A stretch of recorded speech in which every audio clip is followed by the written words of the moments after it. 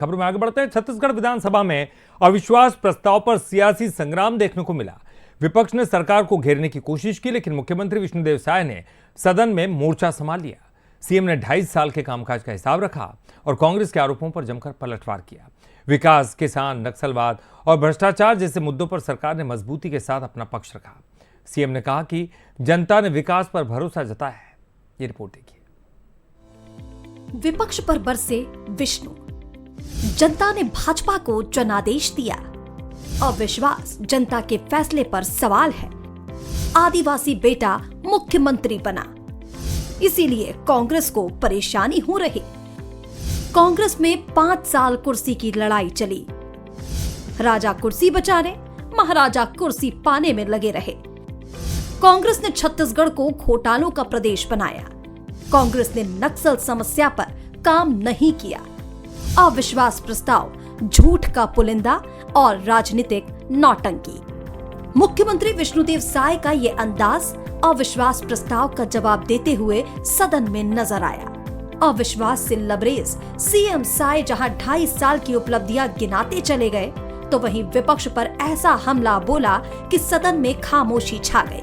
छत्तीसगढ़ की सियासत में मुख्यमंत्री विष्णुदेव साय की छवि सौम्य, सरल और मृदुभाषी राजनेता की है। जनता के बीच भी वे शालीन और संवेदनशील मुख्यमंत्री के रूप में जाने पहचाने जाते हैं। लेकिन बात सरकार के कामकाज पर अविश्वास की हो तो विष्णुदेव साय तथ्यों, तर्कों और आंकड़ों और संदर्भों के आधार पर विपक्ष पर तीखा हमला बोलने से भी गुरेज नहीं करते। सदन में उन्होंने भूपेश बघेल और टीएस सिंहदेव के बीच कुर्सी दौड़ पर भी हमला बोला।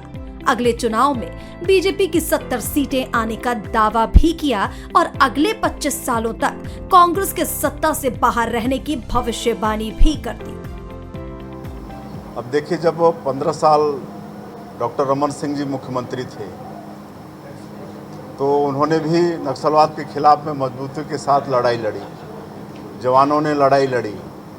लेकिन जब 18 से 23 कांग्रेस पार्टी की सरकार आई और 23 में हम लोग आए और 24 में जब माननीय केंद्रीय गृह मंत्री श्री अमित शाह जी ने यहाँ पर नक्सल पीड़ित प्रदेशों का समीक्षा किए, तो उस समय पता चला कि देश का जो नक्सलवाद है उसका 75 से ज़्यादा प्रतिशत छत्तीसगढ़ में बचा है, बाकी 6-7 प्रदेशों में थोड़ा थोड़ा है। तो इससे क्या अंदाज़ा लगा सकते हैं?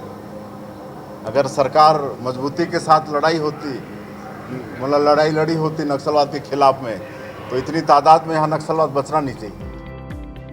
मुख्यमंत्री विष्णुदेव साय ने अपने भाषण में 2.5 साल की उपलब्धियों का जिक्र किया तो आने वाले सालों के लिए विकास का विजन पेश किया। बीजेपी की पूर्ववर्ती सरकार में हुए विकास कार्यों को भी उन्होंने गिनाया। साथ ही कांग्रेस के आरोपों का धारदार अंदाज में जवाब देते हुए जमकर चौके छक्के भी लगाए। मुख्यमंत्री विष्णुदेव साय ने दावा किया कि प्रदेश की जनता सरकार के कामकाज से संतुष्ट है और विपक्ष का अविश्वास प्रस्ताव जनता का नहीं, केवल राजनीतिक प्रस्ताव बनकर रह गया।